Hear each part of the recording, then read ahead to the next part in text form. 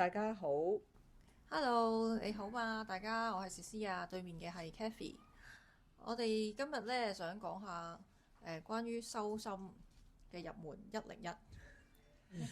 踏入咗呢個2026年3月咧，我唔知大家嘅生活係如何啦，但係我自己本人咧兼咧身邊嘅親朋戚友咧都比較挑戰嘅，發生好多特別嘅事啦，例如係身體受傷啦，例如係病啦，又或者係工作唔順利啦，感情好挑戰啦。咁最近啊更加之係新聞，大家成日睇嘅就係打仗啦，咁啊人心都比較惶惶同埋受到刺激嘅。咁即係總括而言，就係好刺激同好唔順利咁樣樣，個心情亦都唔係幾安樂。咁我哋呢，修心其實係就想改變我哋嘅生活嘛。咁但係我可唔可以呢？就係話，我修咗心之後，其實就會係一個非常美好嘅世界，一切都好順利，我使命必達咁樣樣呢？你點睇呢，Kathy？呢個係咪修心嘅目的呢？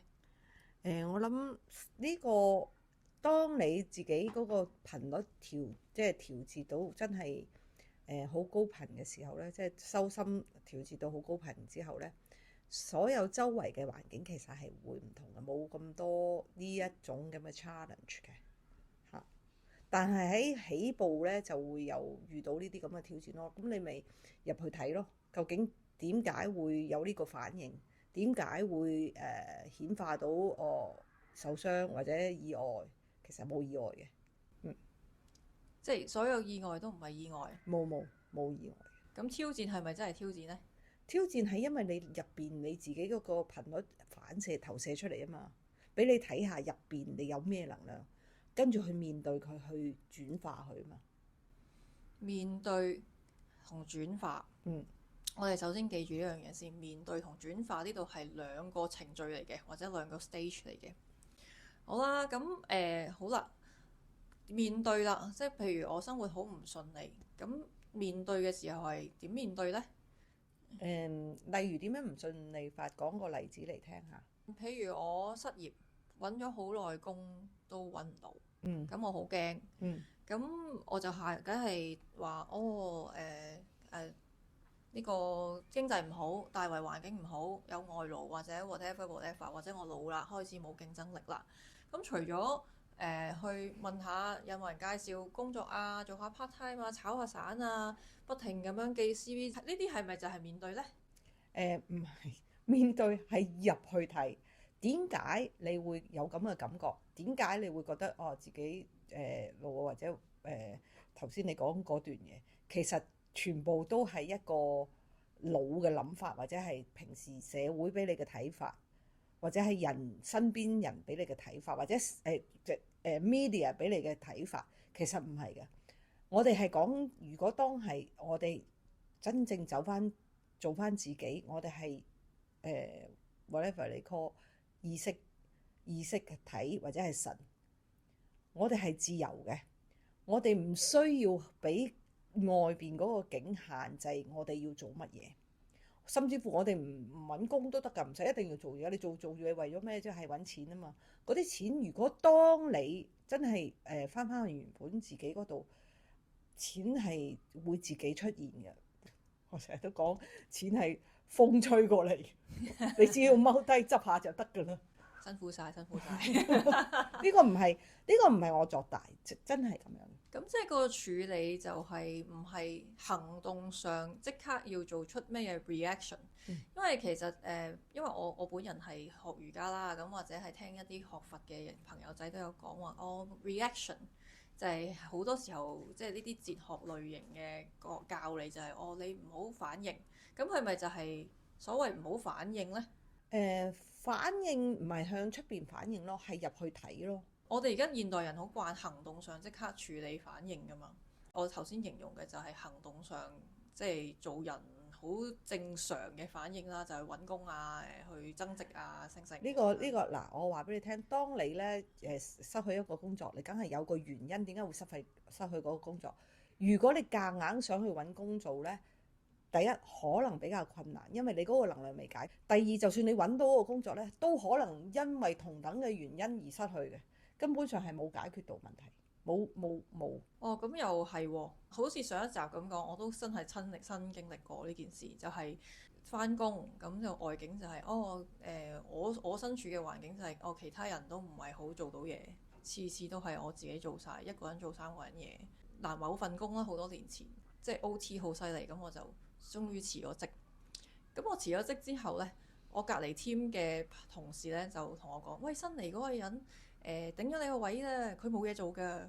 咁樣嘅，即係同一間公司同一個職位呢，一個人嘅能量唔同呢，其實就會顯化到唔同嘅景象出嚟。咁我之後轉咗工啦，但係其實呢都係遇翻上同樣嘅問題，都係我自己一個人做好多個人嘅嘢。我就不停咁樣即係覺得有啲心生不滿咁樣樣，即係同呢個問題都困擾咗我好幾份工嘅，咁樣講啦。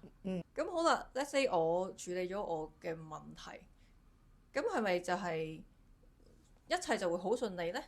外景係咪就係會變成點呢？嗱，當然我哋有好多遊戲啦，即係唔係淨係一樣關於工作啊，有好多其他遊戲。你話點為之順利先？我只可以話俾你聽我嘅經驗。當你轉化到越嚟越接近真我嘅時候呢，基本上所有唔係你可以諗到嘅嘢都可以顯化出嚟。咩叫真我啊？真我就係真正嘅自己咯，冇咗嗰啲 boundary，冇咗嗰啲小限制啦。因為你始終玩人類，你係有啲限制你先至好玩嘅。譬如有地心吸力，你都要喺個地下度企㗎，或者坐喺度㗎嚇。咁如果真我就係冇咗嗰啲能量拉扯咯，關係嘅拉扯咯。我諗可以用翻頭先講開嗰樣嘢，就係話我失業我就覺得好沮喪，但係阿 Kathy 就提出乜人真係一定要做嘢嘅咩？一定要賺錢嘅咩？咁其實呢啲都係可能自細教育或者係社會俾我哋灌輸嘅一個概念。原本嘅自己係點呢？其實都好值得大家探討。咩嘢係你真正想相信嘅，定係你父母教你嘅？其實呢，你話喂冇錢我點樣生存？我起碼要食飯啦。其實你係有飯食嘅，從來都冇餓親。我哋要做嘅呢，就係真正做翻自己。首先你話喂，我揾一份嘢做或者咩，你個個都係覺得由錢嗰個出發先。因為我要錢，所以我要揾一份嘢做。你可唔可以由另外一個出發，就係喂，你揾錢係為咗乜？係為咗開心，為咗娛樂自己，為咗可以去下旅行，為咗可以買下嘢或者 whatever。但係你有冇諗過，其實你揾嗰份即係想做嗰樣嘢，你都可以娛樂到自己呢？你娛樂到自己先，跟住嗰啲錢就自己嚟呢？好啦，如果我發現到我揾工嘅心態就係我其實好想揾錢，唔係想做嘢，我係想揾錢。咁好啦，我係咪收心？我係神嚟噶嘛，我即係可以咩都要噶嘛，人係原本咩都有。咁我就想顯化要錢咯喎。一收心就會即刻會有錢，定係點樣？非常好，你呢個問題。嗱，點解要錢呢？你根本咩都有嘅喎。如果你要錢，如果你想要或者要，即係冇。係咪好得意呢？呢個能量。你冇越冇，咁越追佢，越追佢就越冇噶咯。你追住佢啊嘛。你可唔可以將要錢呢個撇開？基本上你係有嘅，咩都有，只係你要睇下究竟你咩 block 住佢。如果我收心嘅目的係為咗要一樣嘢，咁仲係唔係收心呢？唔係為咗一樣嘢，而係為咗更加清明、更加認識自己、更加去走翻去真我嗰個位。咁佢用翻呢一個例子，可能我下一個 step 就係睇下自己點解覺得好需要錢。冇錯啦。咁點揾呢？因為對於一個正常人嚟講，點解唔要錢啊？即係好難答㗎噃，冇錢點交電費啊？點樣俾屋租呢？你睇下有嗰啲好有錢嘅人會唔會我要錢啦？佢唔係要由呢個出發㗎嘛，就係你可能冇或者缺乏喺某樣嘢。譬如我要一個伴侶，你係冇，你先想揾嗰樣嘢。但係當有咗伴侶嗰個時候，佢會唔會想要？根本冇。其實我哋咩都有，我話俾你聽，我哋咩都有，只不過我哋遊戲想玩嗰個遊戲就係有限制我哋要點樣玩。你話喂，你如果 block 住咗你自己本身嘅錢嘅流動。咁你就要睇下點解咩原因我 block 住咗呢樣嘢。點睇啊？就係對錢嘅睇法咯。點解咁緊張錢咯？其實錢係能量嚟嘅啫嘛。咁你咪睇下點解我覺得我缺乏呢樣嘢。好多時我講啲例子啊，好多時社會教導或者父母教導都係覺得錢係好辛苦揾嘅，要返工，要勤力，要積谷防饑 whatever 呢啲咁嘅信念系統，你就要睇下入去睇下點解咩原因你對呢樣嘢擺個位置又係乜嘢？會唔會有好多原因㗎？會，咁所以要逐件要入去坐下去感覺佢。哦，咁可能亦都係解釋到點解有時我哋揾到一個原因，但係都未顯化到。係啊，同埋咧，我見到好得意嘅，有即係見到好多例子咧，就係以前咧可能係其他時間線咧，佢哋成日去所謂嘅宗教啊，或者咩或者 spirituality，佢哋覺得錢係罪惡嘅，所以咪 block 住咗咯。